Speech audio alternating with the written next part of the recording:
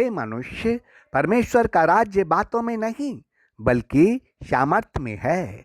The kingdom of God is not in words but in power.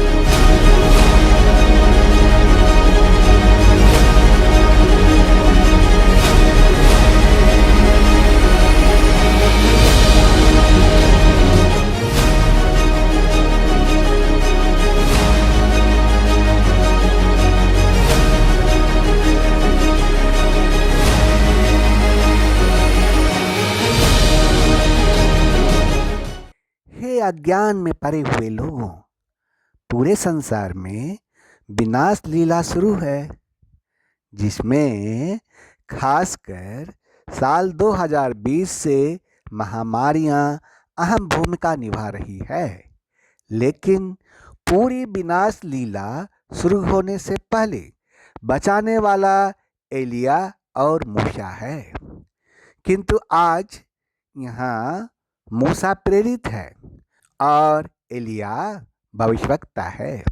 ये दो ही व्यक्तियों की सेवा धरती पर होने वाले दानवीय तांडव से लोगों को बचा सकता है। इस धरती पर जितने भी दार्शनिक हैं, उनसे मेरा एक सवाल है, बस केवल एक सवाल है। हमारे देश में प्रेरित कौन है और कहाँ है? हमारे देश में भविष्यवक्ता कहाँ है? एक बहुत बड़ा कंफ्यूजन है, बहुत बड़ा कंफ्यूजन। एक व्यक्ति बुद्धि, ज्ञान और विज्ञान का वरदान के बदौलत आपका रुपया गिन लेता है, आपके बीते कल की घटना को बता देता है, आपके घर में क्या क्या सामान है उसको बता देता है, आपके घर में सोफे हैं और ये सामान है, ये सामान है, यह सब बात बता देता है। ईश्वर तुमको कल नौकरी देने वाले हैं, अगले सप्ताह में तुम्हें अमेरिका का वीज़ा मिलने वाला है, तुम्हारी शादी होने वाली है, अगले महीने तुम्हारे सिस्टर की शादी हो जाएगी। इन सब बातों को जब कोई भक्त अपने बुद्धि और ज्ञान के द्वारा बताता है, तब वह अपने नाम के पहले भविष्यवक्ता लिखता है। अपने नाम के पहले भविष्यवक्ता लिखना यह है उसकी अज्ञानता है, अज्ञानता और कुछ भी नहीं। क्यों? क्योंकि वास्तव में वह भविष्यवक्ता नहीं है। किसी व्यक्ति के बारे में बताना भविष्यवक्ता नहीं होता है, वह बुद्धि का वरदान है, वर्ड ऑफ विजडम।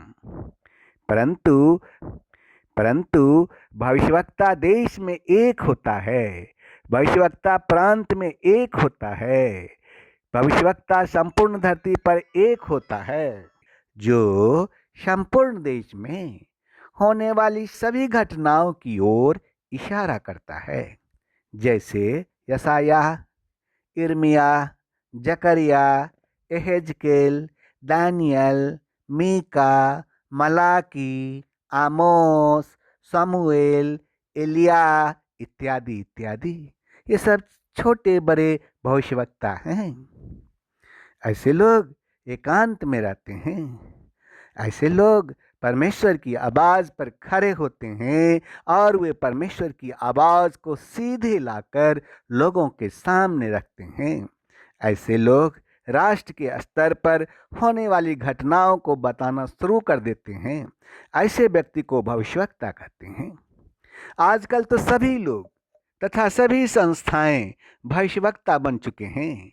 परमेश्वर उन्हें भविष्यवक्ता बनाए या न बनाए, उसको कोई फर्क नहीं पड़ता है।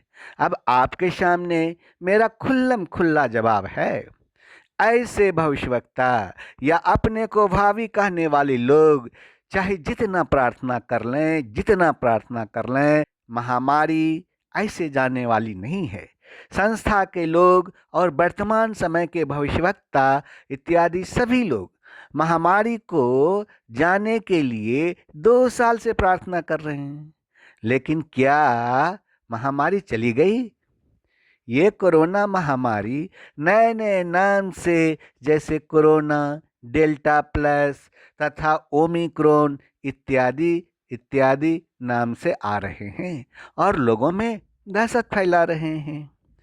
पहले तो एक ही व्यक्ति प्रार्थना करता था तो सब कुछ ठीक हो जाता था, परंतु आज अनगिनत लोगों के प्रार्थना करने के बावजूद भी कुछ भी नहीं हो रहा है। हे मनुष्य, अब प्रश्न यह उठता है कि हजारों लाखों की संख्या में लोग प्रार्थना कर रहे हैं, फिर ये महामारी जाती क्यों नहीं? हे भाई, यह महामारी नहीं जाएगी। आपको जितना प्रार्थना करना है कर लीजिए। जब तक भविष्यवक्ता यह नहीं बताएगा कि किस कारण से महामारी आई है, और जब तक भविष्यवक्ता परमेश्वर के दिल की बातों को लोगों से नहीं बता देगा तथा भविष्यवक्ता परमेश्वर के लोगों को परमेश्वर की योजना में नहीं ले आएगा, तब तक यह महामारी नहीं जाएगी। हे मनुष्य, अज्ञानतापूर्वक रोकथाम करना बुद्धिमानी नहीं है। इसीलिए परमेश्वर जो बोल रहा है उसको मानने के लिए आप सब तैयार हो जाइए। अब प्रश्न यह उठता है कि यह आवाज कौन लेकर आएगा? यह आवाज प्रेरित और भविष्यवक्ता लेकर आएगा। तब लोग बदल करके परमेश्वर के पास आएंगे। तब 2 पुरुष श्वेत तलवार ले करके उन प्राणियों को नष्ट कर रहे हैं और संपूर्ण धरती पर दौड़ने और भागने वाले तमाम जीवों को ये 2 पुरुष मात्र 2 तलवार से काट कर अलग कर देंगे। यह मिनिस्ट्री प्रेरित और भविष्यवक्ता का है, इसीलिए अपना दिल तैयार कर लो। इसीलिए आप भविष्यवक्ता तथा प्रेरितों के टीम का सेना बन जाइए। आज युवक और युवतियां इस टीम का सेना बनकर क्यों नहीं खड़े होते हैं? इसके लिए यह आवश्यक है कि आप जानें कि धरती पर आज भविष्यवक्ता और प्रेरित हैं कौन। आप पता करें कि एलिया और मूसा के समान धरती पर कौन है। ऐसे व्यक्ति के पास ओपन विजन होते हैं। वे व्यक्ति के बारे में बात नहीं करते हैं, वे देश के बारे में बात करते हैं। वे आग बरसाने की बात करते हैं, वे पानी को रोकने की बात करते हैं, वे मुर्दे को जिंदा करने की बात करते हैं। वे मोबाइल नंबर जानकर उस व्यक्ति को लोकेट नहीं करते, मोबाइल को हैक करके उसके बातों को रिकॉर्ड करके कोई 2 नाल वाली बंदूक नहीं चला ली। 9 बुद्धि के वरदान में ये सारी बातें आती है। इसको कोई भी व्यक्ति कर सकता है। इस काम को कोई भी फर्स्ट ईयर कंप्यूटर साइंस का स्टूडेंट कर सकता है, परंतु भविष्यवक्ता और प्रेरित देश को निर्देश देने वाला होता है। अब आप खोज करें कि आज कोई देश को निर्देश देने वाला है। इस वक्त युवक तथा युवतियों को जाग जाना है।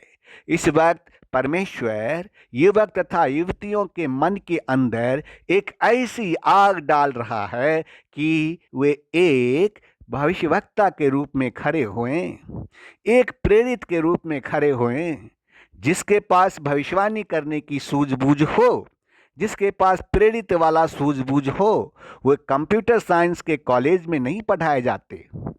धर्मशास्त्र इब्रानियों अध्याय 10 का श्लोक 8 में मेरी बातों की पुष्टि करने के क्रम में परमेश्वर ने कहा कि मैं अपनी व्यवस्था को उनके मन में डालूंगा और उसे उनके हृदय पर लिखूंगा और मैं उनका परमेश्वर ठहरूंगा और वे मेरे लोग होंगे।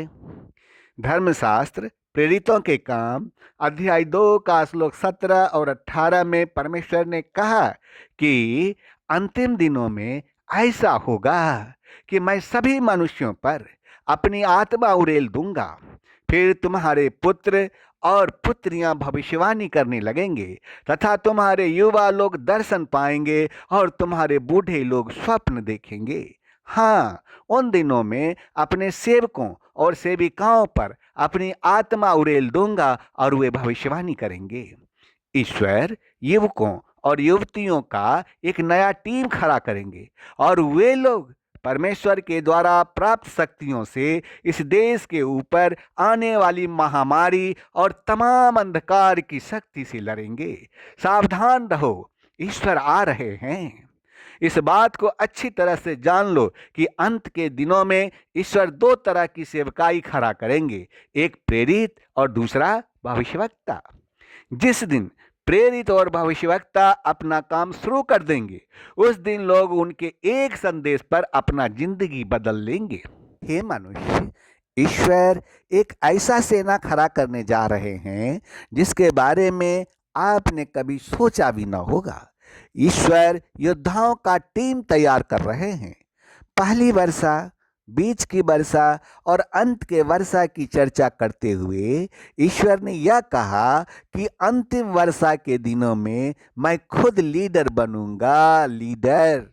इसीलिए वर्ष 2022 में ईश्वर जो सेना खड़ा करने का और स्वयं लीडर बनने का फैसला कर लिया है, यह बात मैं किसी खास जाति, किसी खास धर्म, किसी खास राज्य या किसी खास देश के लोगों को नहीं बताऊंगा, बल्कि यह बात मैं पूरे विश्व के लोगों को बताने के लिए जा रहा हूं।